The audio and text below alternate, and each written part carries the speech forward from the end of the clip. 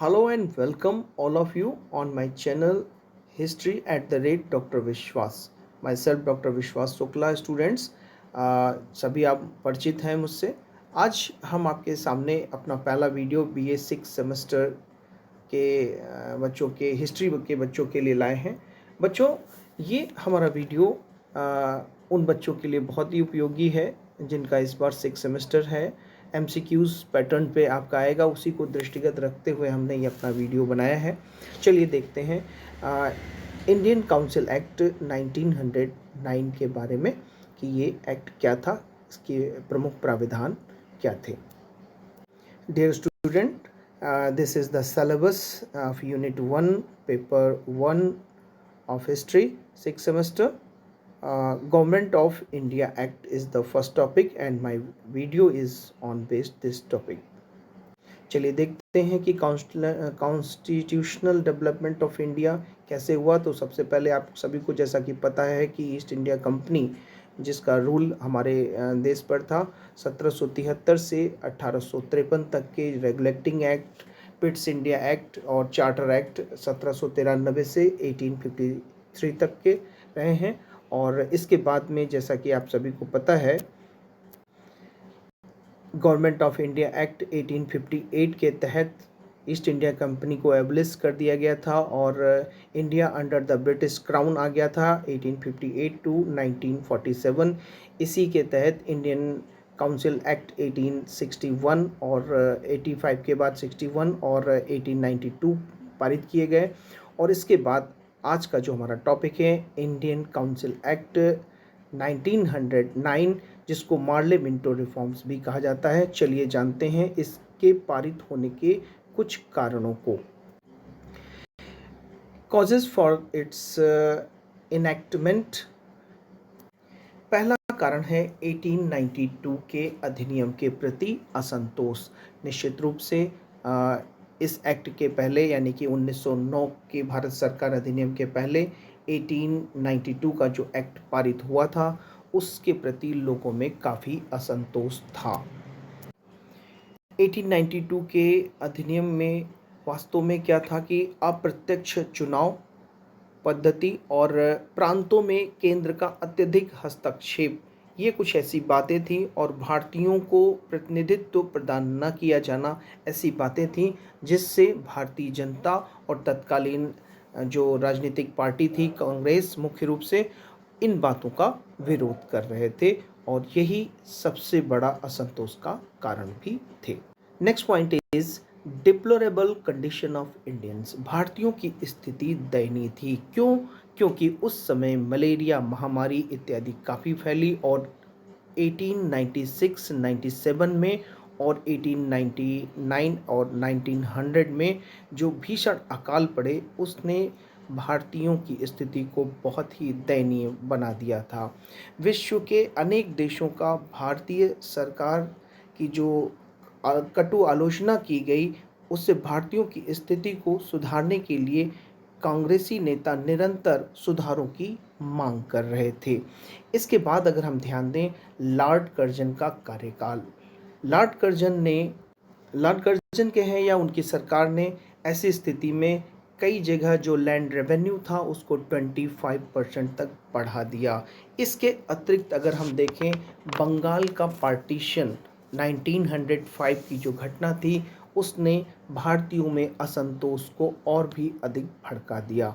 अगर हम बात करें वैदेशिक घटनाओं की तो इसी समय हम देखते हैं कि एबिसीनिया ने इटली को परास्त किया था और रूस पर जापान की विजय ने रोमांचकारी बातें की थीं।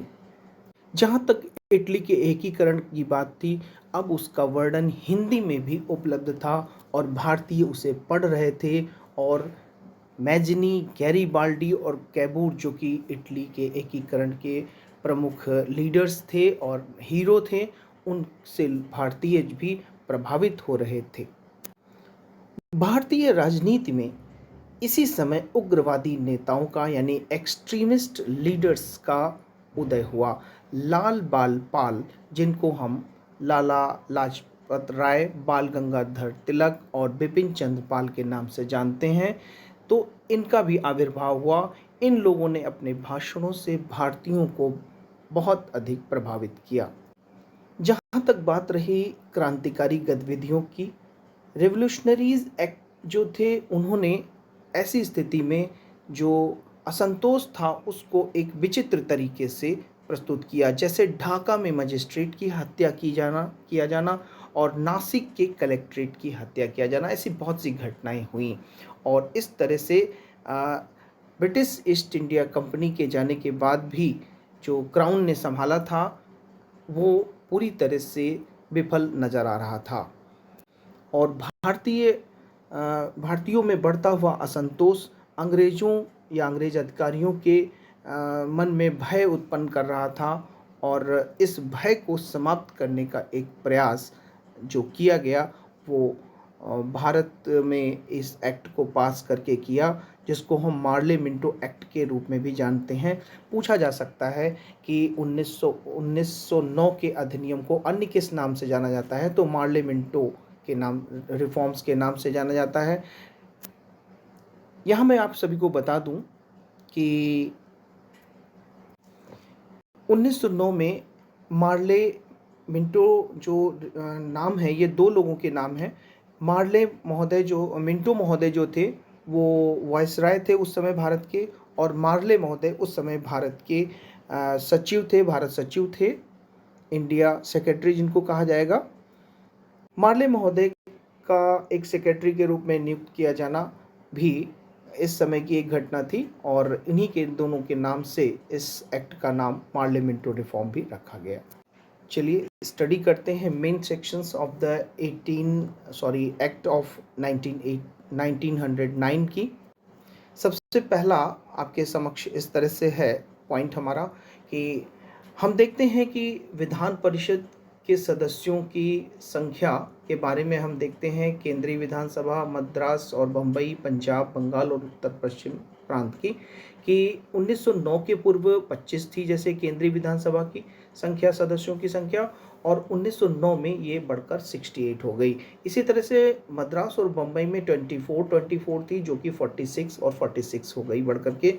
पंजाब में 10 थी जो कि बाद में बढ़कर 24 हो गई 1909 के एक्ट के बाद में। बंगाल में 21 थी जो कि 52 हो गई 1909 के एक्ट के पारित होने के बाद।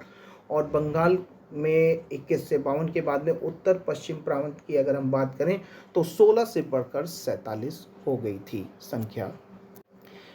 नेक्स्ट पॉइंट की बात करें तो प्रांतीय सभाओं के जो सदस्य थे उनकी अधिकांश सदस्य जो हैं वो गैर सरकारी होने थे, किंतु उनकी नियुक्ति प्रत्यक्ष अप्रत्यक्ष चुनाव के द्वारा होनी थी, इनडायरेक्ट इलेक्शन सिस्टम के थ्रू।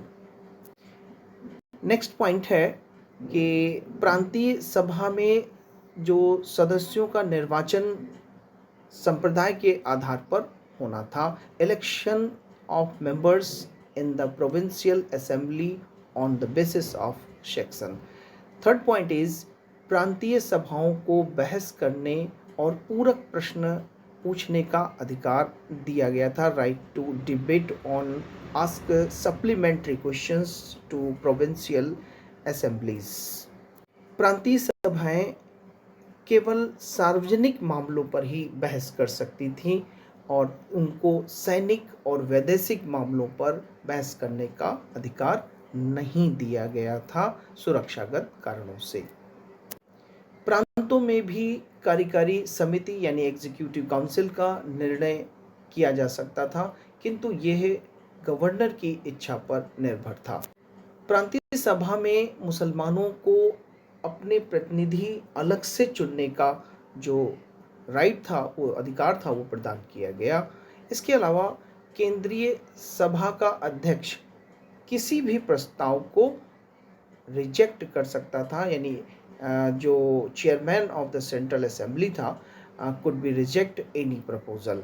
और पहली बार वायसराय की कार्यकारिणी में भारतीय अधिकारियों को स्थान दिया गया। उदाहरण के तौर पर सत्येंद्र सिंह का नाम आता है, जो कि पहले मेंबर थे, भारतीय सदस्य थे, जिनको वायसराय की काउंसिल में उनको एक मेंबर की तरह से चुना गया। तो एक प्रश्न पूछा जा सकता है कि who was the first Indian to be elected to the viceroy's council. तो इसका आंसर होगा सत्येंद्र सिंह। भारत सरकार द्वारा राजनीतिक अपराधियों जो घोषित हो चुके हैं, अपराधी घोषित हो चुके हैं, ऐसे व्यक्तियों को सदस्य के रूप में नहीं रखा जा सकता था। ऐसी भी एक इसकी पाबंदी थी। चलिए, आपको उम्मीद करता हूँ मेरा वीडियो अच्छा लगा होगा, और मैं आपसे आग्रह है कि ये मेरा वीडियो लाइक और सब्सक्राइब करिए। मैं बहुत जल्द दूसरा वीडियो आपका लाऊंगा आपके लिए, जो आपके लिए परीक्षा की दृष्टि से उपयोगी होगा। तब तक के लिए थैंक यू।